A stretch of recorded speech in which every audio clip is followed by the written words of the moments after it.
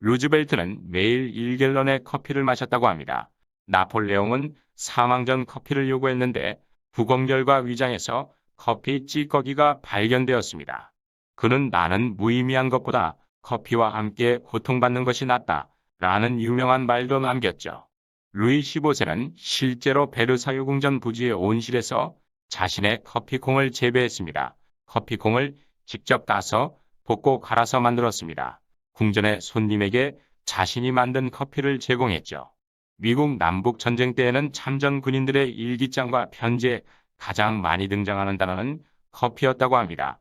얼마나 좋아했던지 전쟁통에 어떤 물이라도 가리지 않고 커피 원두를 넣고 끓여 마셨습니다. 커피는 전투를 시작하기 전에 즐기는 마지막 위안이었고 전투를 마치고 마시는 안도의 한 모금이었기 때문입니다. 심지어 남북전쟁에 참전했던 맥킬리는 커피에 얽힌 재밌는 영웅담으로 25대 대통령 선거에 출마하여 당선되었을 정도죠. 역사가 존 그린스팬은 노예제를 폐지하기 위해 싸우는 북부 군인들이 노예 농장에서 온 커피로 힘을 얻어 전쟁을 하고 있다고 개탄하기도 했습니다.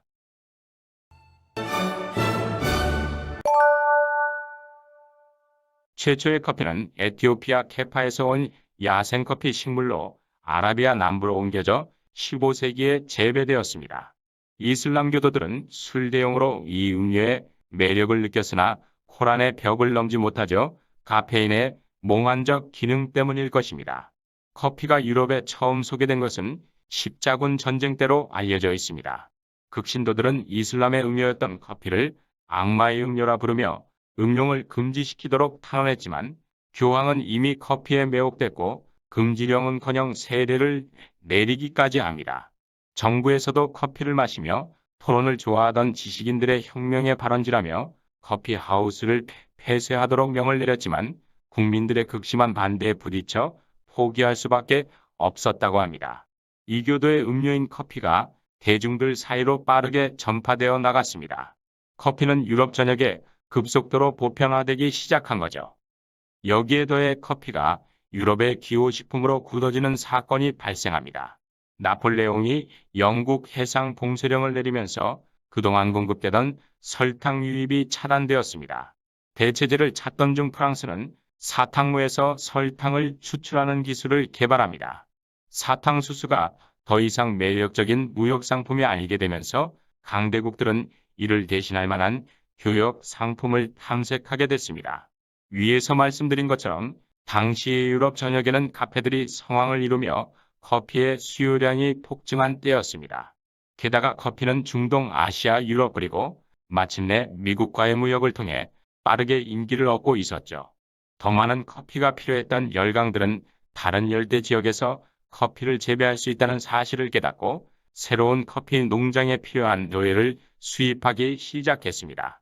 이에 커피가 불을 안겨주는 새로운 상품으로 급부상했고 네덜란드를 선두로 영국, 독일 등 유럽 강국들의 식민지 커피 재배 경쟁이 시작되며 노예 무역의 참혹사는 극에 달하게 된 것입니다. 아프리카인들은 아프리카 노예를 잡아서 영국산 상품과 교환하여 거래했습니다. 조건은 가혹했죠. 협소한 공간엔 노예들로 가득했습니다. 노예가 병에 걸리면 상품가치 하락으로 바다에 던져졌습니다. 그 당시 대서양에는 상어들이 득실됐는데도 말이죠. 살아남은 노예들은 하이브해로 운송되었습니다. 저지대 해안 평야에 있는 설탕 농장과 산에 있는 내륙의 작은 커피 농장 등에 팔렸죠. 1820년까지 브라질에는 약 200만 명의 노예가 있었으며 도착 후 평균 수명은 7년이었습니다. 얼마나 가혹한 노동에 시달렸는지 알 수 있는 대목입니다. 역사가들은 약 400만 명의 아프리카인들이 16세기부터 본국에서 납치되어 브라질로 강제 이송된 것으로 추정합니다. 특히 1840년대에 가장 성장했으며 파라이바 계곡은 가장 중요한 커피 농장 지역 중 하나가 되었습니다. 브라질의 노예 무역 규모는 아메리카 대륙과 비교할 수 없었습니다. 브라질의 국가 경제는 노예가 된 수백만 명의 아프리카인과 그 우선의 노동에 기반을 두고 있었기 때문이죠.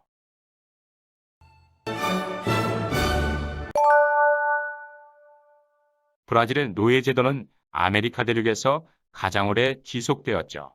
주로 유럽인들의 욕구를 채워야 하는 사탕수수와 커피를 재배하기 위해서 말입니다. 브라질의 노예 수입 역사는 250년 동안이나 계속됐습니다. 또한 아메리카 대륙에서 노예 제도를 폐지한 마지막 국가입니다. 1888년 5월 13일에서야 노예 제도를 폐지했으니 말이죠. 1865년 12월 18일 폐지된 미국의 노예 제도가 브라질의 노예 폐지보다 23년이나 앞섰던 것입니다. 최근까지도 공정한 인건비와 단가 책정을 설정한 커피 원재료를 찾는 것은 거의 불가능합니다. 다행히 2015년 오바마 대통령이 강제 노동으로 생산된 제품의 수입을 금지하는 법안에 서명했기에 공정무역 커피가 조금씩 보급되기 시작했지만 말입니다.